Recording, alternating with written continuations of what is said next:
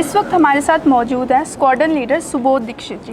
Hello sir. Hello ma'am, कैसे हैं आप? ऑल गुड, आप कैसे हैं? मैं भी बढ़िया। सर आपको टेडेक्स में आके कैसा लगा?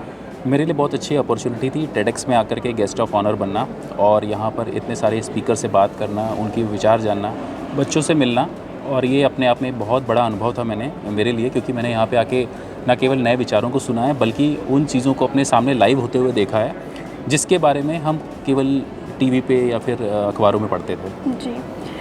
सर आज अग्निवीर का अगर हम देखें तो आजकल बच्चों के अंदर इंटरेस्ट थोड़ा सा कम हो गया है, या ये कहें कि थोड़े सहम गए हैं कि अब हमारे पास गवर्नमेंट नौकरी नहीं है, तो एसएसबी के लिए क्या प्रोसेस आप बता सकते हैं? देखिए, बच्चों को पहले तो अग्निवीर से डरना नहीं चाहिए, सरकार की नीतियों को समझना चाहिए।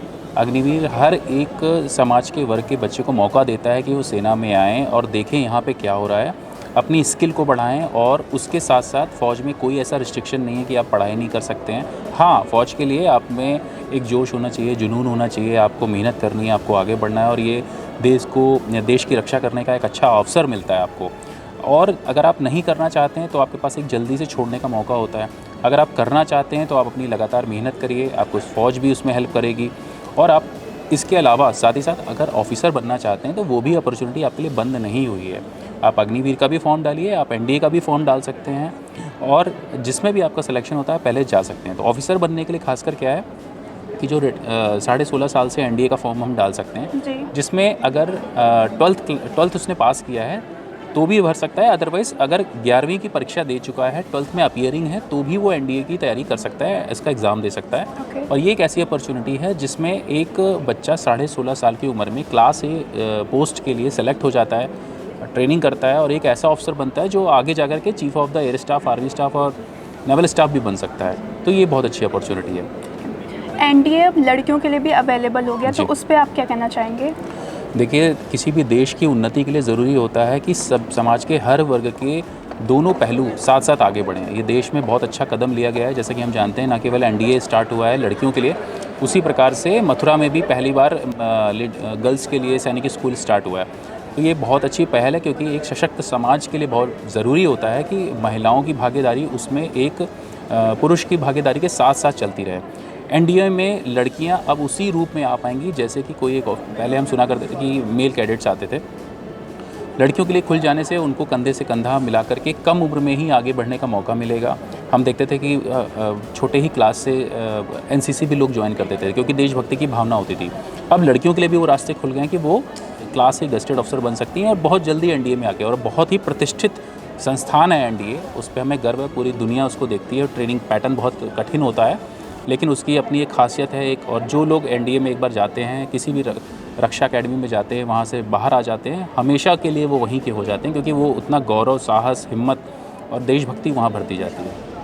जो एसएसबी के लिए तैयारी कर रहे हैं, आप उनके लिए कुछ मोटिवेशनल स्पीच या मोटिवेशनल मैसेज कुछ देना चाहेंगे?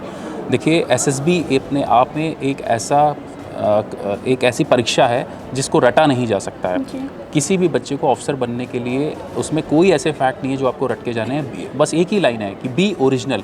वहाँ जो पूछा जा रहा है वो कोई बनावटी आपको नहीं देखना चाहता है। जितने आप बनावटी लगोगे वो आपको सेलेक्ट नहीं करेंगे, जितने आप ओरिजिनल लगोगे वो आपको सेलेक्ट करने के आपके चांसेस भी बढ़ जाएंगे। क्योंकि अगर आप करेजियस हो तो आप करेजियस दिखोगे भी, लेकिन आप सिर्फ करेज की बातें बोल रहे हो लेकिन करेज दिखा नहीं रहे हो, ये या उसमें है नहीं, तो दोनों बातें अलग होंगी और वहाँ पकड़ी जाएंगी। और एसएसबी 5 दिन का प्रोसेस होता है, जिसमें सबसे पहले आपका एक स्क्रीनिंग टेस्ट होगा, वो पास कर लेने के बाद अगले दिन की प्रक्रिया स्टार्ट होगी, जिसमें साइकोलॉजिकल टेस्ट होगा, जीटीओ टेस्ट होगा। उसके 3 पहलू होंगे, जहाँ आपको ग्राउंड में बुला करके सारी एक्टिविटीज़ कराई जाएंगी, command task, group task, half group task, ये सब कराया जाएगा। साइकोलॉजी टेस्ट में आपको स्टोरीज़ लिखवाई जाएंगी, आपसे कई आपको वर्ड दिए जाएंगे और पूछा जाएगा इसको देखते ही आपके दिमाग में पहले क्या आता है जी। इस तरीके से आपकी साइकोलॉजी को जानने का प्रयास किया जाएगा। उसके बाद आपका एक इंटरव्यू होगा, वो भी करीबन आधे घंटे के लगभग होता है।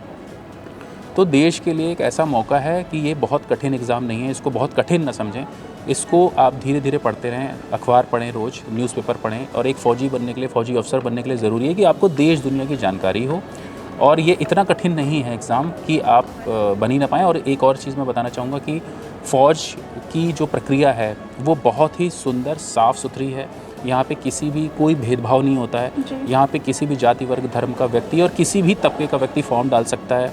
फॉर्म बहुत महंगा नहीं होता है, और उसको यहाँ पर आने के लिए किसी भी प्रकार की बाधाओं का सामना नहीं करना पड़ता। अगर वो योग्य है तो वो 100% यहाँ आएगा और देश का न केवल वो सेनाध्यक्ष बन सकता है बल्कि एक ऐसा भी योद्धा बन सकता है कि आने वाली तमाम पीढ़ियाँ उसका उदाहरण देती रहें। बहुत बहुत शुक्रिया सर। Thank you ma'am.